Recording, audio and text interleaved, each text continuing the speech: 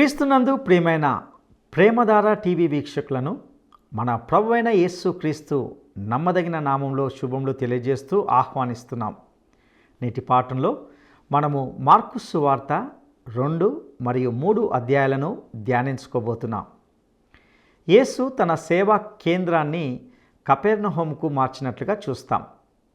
వద్దన్నా ఊరుకోకుండా బాగుపడిన వ్యక్తి ప్రభువును గూర్చి ప్రచారం చేయడంతో రద్దీ ఎక్కువైపోయింది. వారు కపెర్నహూములో ఒక ఇంట ఉన్నప్పుడు పక్షవాయువు గల వానిని నలుగురు మోసుకొని వచ్చారు. అతని పాపాలు క్షమించబడ్డాయని ప్రభువు ఇచ్చిన అభయాన్ని బట్టి అక్కడున్న వారు సందేహించినప్పుడు ఒక పాపికి పాప క్షమాపణ ఇవ్వడమైనా లేక స్వస్థపరచడమైనా సులభమైన విషయం కాదని, అట్టి శక్తి అధికారము మనుష్య కుమారుడైన ప్రభువుకు మాత్రమే ఉన్నాయనే సత్యాన్ని ఇందులో వింటాం. అదేవిధంగా ఆయన లేవి అనే వ్యక్తిని పిలిచి తనను వెంబడించమని కోరినట్లుగా చూస్తాం. చాలామంది సుంకరులు, పాపులు ఆయన చేత స్వస్థత పొందినవారు గొప్ప సమూహంగా యేసును వెంబడించిన విషయాన్ని ఇందులో గమనిస్తాం. ప్రభు పని ప్రబలంగా జరుగుచుండగా శత్రువులు కూడా పెరగడాన్ని చూస్తాం. ఆయన తనకిష్టమైన వారిని అనగా 12 మంది శిష్యులను ఏర్పరచుకున్న వైనాన్ని ఇందులో చూస్తాం. ఇక ఇందులోని అనేక శ్రేష్టమైన విషయాలను వినడానికి సిద్ధపడదామా? ప్రియ శ్రోతలు, ఈరోజు మన పాఠం మార్కు సువార్త 2, 3 అధ్యాయాలు. సావధానంగా వినండి. 2వ అధ్యాయం 1 నుండి 6వ వచనం వరకు. కొన్ని దినములైన పిమ్మట ఆయన మరల కపెర్నహూములోనికి వచ్చాడు.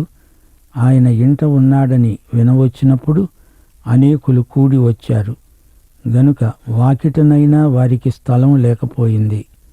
ఆయన వారికి వాక్యము బోధిస్తూ ఉండగా కొందరు పక్షవాయువు గల ఒక మనుష్యుణ్ణి నలుగురి చేత మోయించుకొని ఆయన వద్దకు తీసుకొని వచ్చారు. చాలామంది కూడి ఉన్నందున వారాయన వద్దకు చేరలేక ఆయన ఉన్న చోటికి పైగా ఇంటి కప్పు విప్పి సందు చేసి పక్షవాయువు గలవాణ్ణి పరుపుతోనే దింపారు. యేసు వారి విశ్వాసమును చూచి పక్షవాయువు గలవానితో అన్నాడు, కుమారుడా, నీ పాపములు క్షమించబడి ఉన్నవి. శాస్త్రులలో కొందరు అక్కడే కూర్చొని ఉన్నారు. శ్రోతలు వింటున్నారా? యేసు తన సేవా కేంద్రాన్ని నజరేతు నుండి కపెర్నహూముకు మార్చాడు. 3 సంవత్సరాలు ఆయన కపెర్నహూము నుండే సేవ చేశాడు. కుష్ఠురోగి స్వస్థత పొంది వద్దన్నా ఇతరులకు సాక్ష్యం ఇవ్వడం మానలేదు. అందుచేత జనం రద్దీ ఎక్కువైపోయింది. యేసు తాత్కాలికంగా అరణ్యంలోకి వెళ్లాల్సి వచ్చింది. చౌకబారు పేరు ప్రఖ్యాతుల కోసం యేసు ఆశించలేదు. ఆయన సేవ ఆధ్యాత్మిక విలువలతో కూడినది. ఆయన లోకరక్షణకై శిలువ మీద చనిపోవటానికి వచ్చాడు. గుర్రం ముందా లేక బండి ముందా అనేది తెలియకుండా అప్రస్తుతమైన వాటికి ప్రథమ స్థానం ఇస్తే అసలైన సేవ కుంటుబడిపోతుంది. సువార్త ప్రకటించటం ముఖ్యం, మిగతావన్నీ దాని తరువాతనే అని మనం గ్రహించాలి. లేకపోతే క్షణికోద్రేకాలతో అసలైన సువార్త నీరుగారిపోతుంది. యేసు ప్రభు ఇంట్లో ఉన్నాడు. అది ఎవరి ఇల్లు? సీమోను పేతురు ఇల్లే. యేసు ఆ ఇంట్లో వాక్యం చెబుతున్నాడు. జనంతో ఆ ఇల్లు కిక్కిరిసిపోయింది. పక్షవాత రోగిని నలుగురు మోసుకొని తెచ్చారు. ఆ రోగిని యేసు దగ్గరికి తేవడం పెద్ద సమస్య అయింది. కిటికీలో గుండా లేదా ద్వారం గుండా మరే విధంగానూ రోగిని యేసు దగ్గరికి తేవటం అసాధ్యం. వారు కప్పు విప్పి ఆ సందులో గుండా రోగిని యేసు ఉన్న చోట జార విడవడం తప్ప మరే విధానమూ వారికి తోచలేదు. వారు యేసు ముందుకు అతణ్ణి దించారు. వాక్యం ప్రకటించే యేసు ప్రసంగం ఆపేశాడు. ప్రభు వారు చేసిన దానికి కోప్పడలేదు. చిరునవ్వుతో వారి వైపు చూచాడు. యేసు వారి విశ్వాసమును చూచి అతనితో, కుమారుడా, నీ పాపములు క్షమించబడి ఉన్నవి అంటున్నాడు. వారి విశ్వాసము ఈ రోగిని ఎలా స్వస్థపరుస్తుంది? నీ తల్లి భక్తి విశ్వాసాలు నీ తండ్రి భయభక్తులు నిన్ను రక్షించలేవు.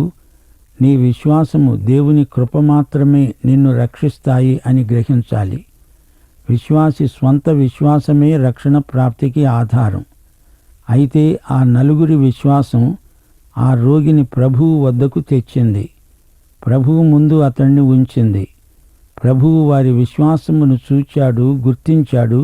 అనగా అతన్ని తన దగ్గరికి తేవడానికి వారికున్న విశ్వాసం చాలా గొప్పది అని ప్రశంసించాడు. అప్పుడు ప్రభువు రోగిని ఉద్దేశించి, కుమారుడా, నీ విశ్వాసానికి ఫలితంగా నీ పాపములు క్షమించబడి ఉన్నవి అన్నాడు. అన్యులను ప్రభువు వద్దకు తమ విశ్వాసం మీద మోసుక తెచ్చారు. ప్రభువు వద్దకు అనేకులను తేగలిగే విశ్వాసం ఎందరికుంది? పాపమనే పక్షవాతంతో పడి ఉన్న వారిని తమ విశ్వాసమనే మంచం మీద ప్రభువు దగ్గరికి తేవాలి. మార్కు సువార్త 2వ అధ్యాయం 7 నుండి 12వ వచనం వరకు. శాస్త్రులలో కొందరు అక్కడే కూర్చొని తమ హృదయాలలో ఆలోచించుకుంటున్నారు. ఇతడు ఇలా ఎందుకు చెబుతున్నాడు? దేవదూషణ చేస్తున్నాడు గదా. దేవుడొక్కడే తప్ప పాపమును క్షమించగలవాడెవడు? వారు తమలో తాము ఈలాగున ఆలోచించుకోవడం యేసు గమనించాడు. వెంటనే తన ఆత్మలో అది తెలుసుకున్నాడు. వారితో అన్నాడు, మీరిలాంటి సంగతులు మీ హృదయములలో ఎందుకు ఆలోచించుకుంటున్నారు? ఈ పక్షవాయువు గలవానితో నీ పాపములు క్షమించబడి ఉన్నవి అని చెప్పడము సులభమా? నీవు లేచి నీ పరుపెత్తుకొని నడువుమని చెప్పడము సులభమా? అయితే పాపములు క్షమించడానికి భూమి మీద అధికారము కలదు అని మీరు తెలుసుకోవాలి. పక్షవాయువు గలవానిని చూచి ప్రభు అన్నాడు, నీవు లేచి నీ పరుపెత్తుకొని ఇంటికి పో, నేను చెప్తున్నాను. తక్షణమే వాడు లేచి పరుపెత్తుకొని వారందరి ఎదుట నడిచిపోయాడు. వారందరూ విభ్రాంతి నొంది చెప్పుకున్నారు, మనమిలాంటి కార్యములు ఎన్నడూ చూడలేదే. వారు దేవుణ్ణి మహిమపరిచారు. యేసు ప్రభువును విమర్శించేవారు పైకి ఏమీ అనలేదు, తమలో తాము ఏమేమో అనుకుంటున్నారు. యేసును అపార్థం చేసుకొని విమర్శిస్తున్నారు. యేసు దేవదూషణ చేయటం లేదు, అయితే పాపములు క్షమిస్తున్నాడు అంటే ఆయన దేవుడై ఉండాలి అని పరోక్షంగా వారు ఒప్పుకుంటున్నారు. దేవుడు తన న్యాయ ప్రమాణాన్ని ఎన్నటికీ తగ్గించడు. ఆయన నీతిమంతుడైన న్యాయాధిపతి. ఆయన న్యాయము నీతిని బట్టి తీర్పు తీర్చినప్పుడు మానవులు పాపులుగా కనపడతారు. అయితే పశ్చాత్తప్తులైన వారి పాపాలను ఆయన క్షమించే దేవుడు. కనికరము, ప్రేమ గల దేవుడు. పక్షవాత రోగి పాపాలను యేసు క్షమించాడు. క్షమించే అధికారం ఆయనకుంది. ఆయన రక్షిస్తాడు, విమోచకుడు.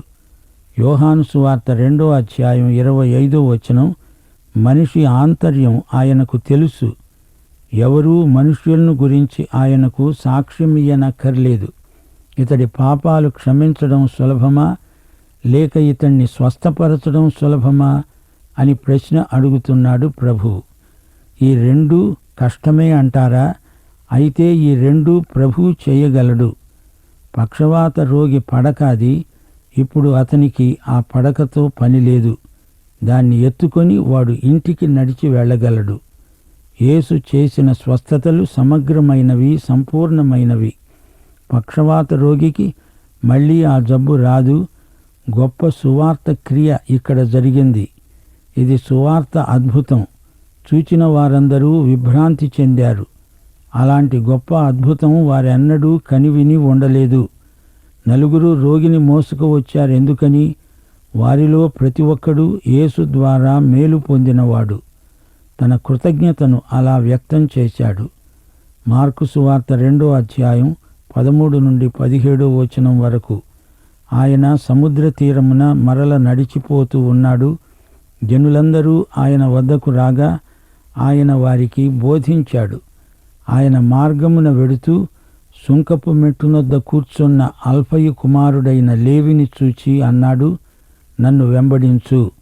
అతడు లేచి ఆయనను వెంబడించాడు.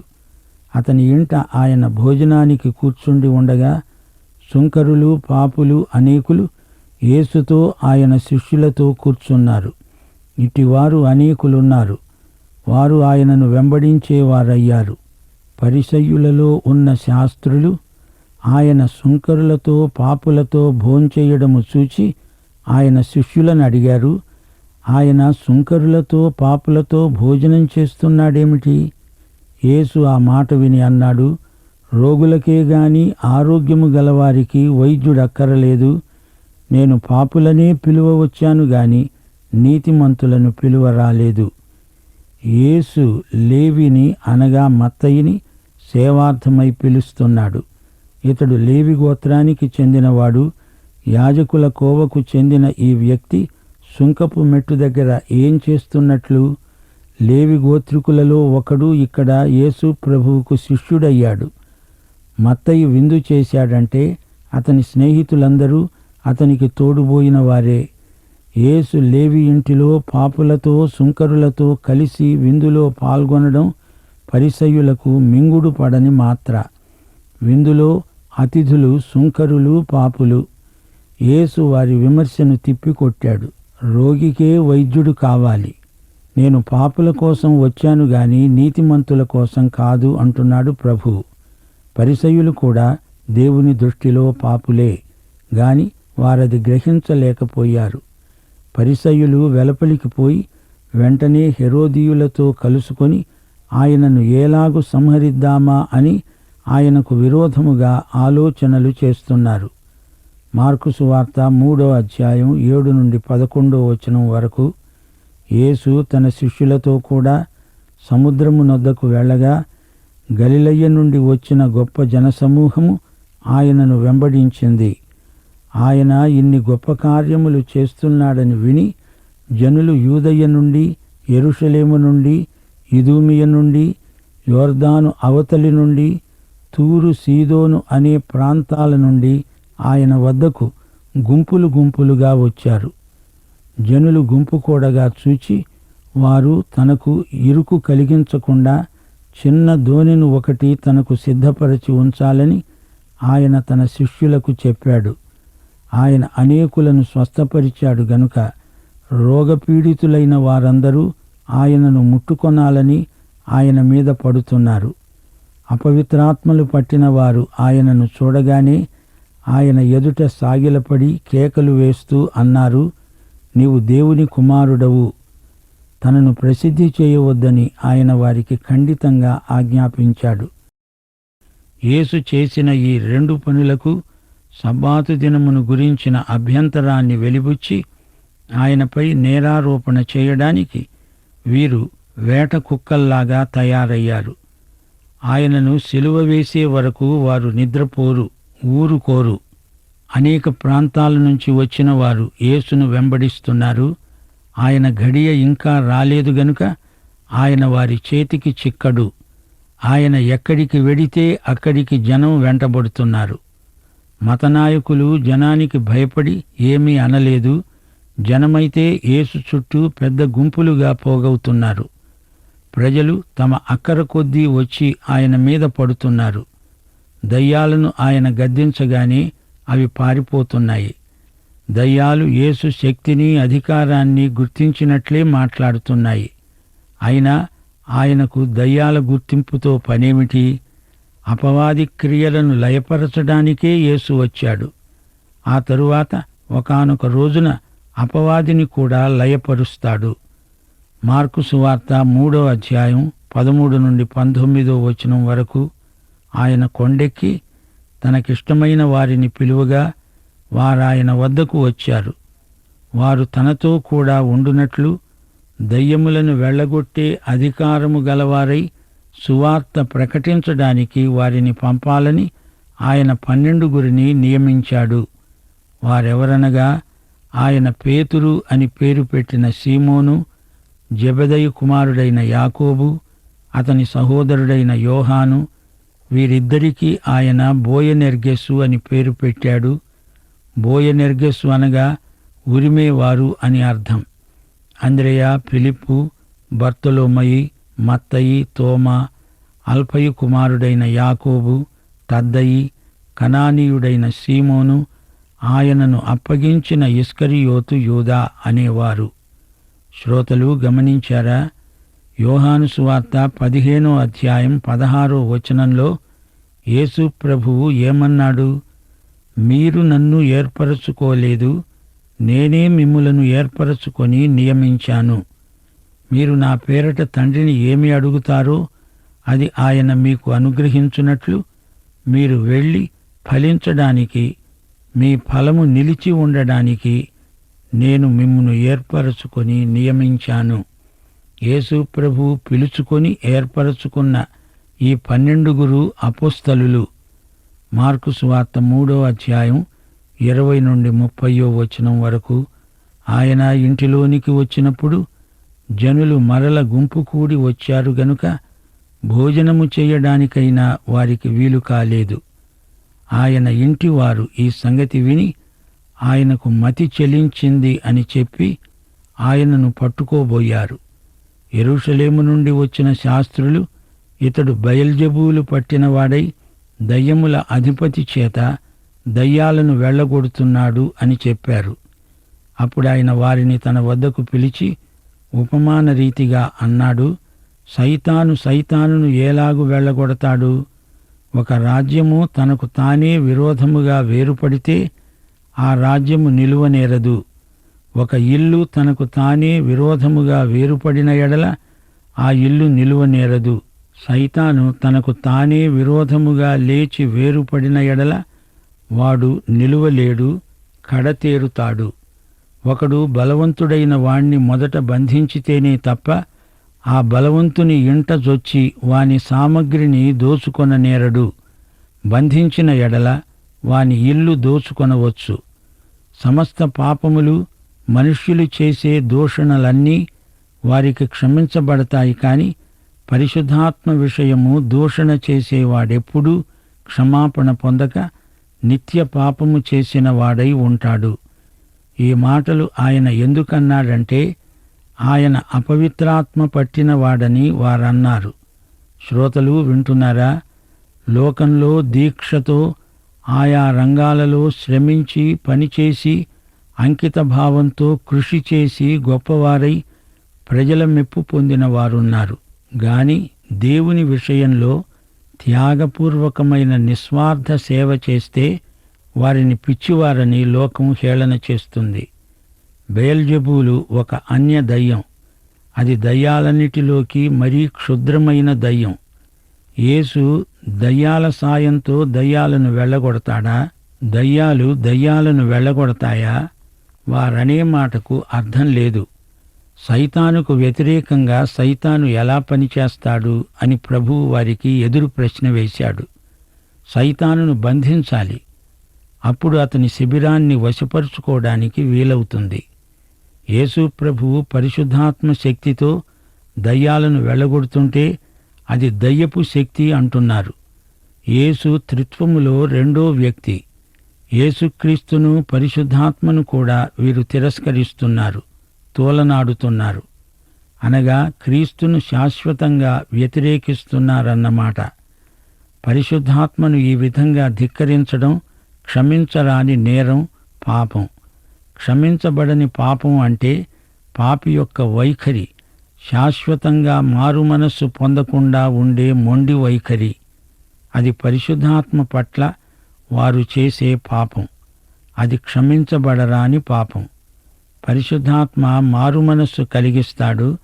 గాని పరిశుద్ధాత్మనే ధిక్కరించి మారుమనస్సు పొందనొల్లని వానికి పాపక్షమాపణకు ఆస్కారమే లేదు అని గ్రహించాలి.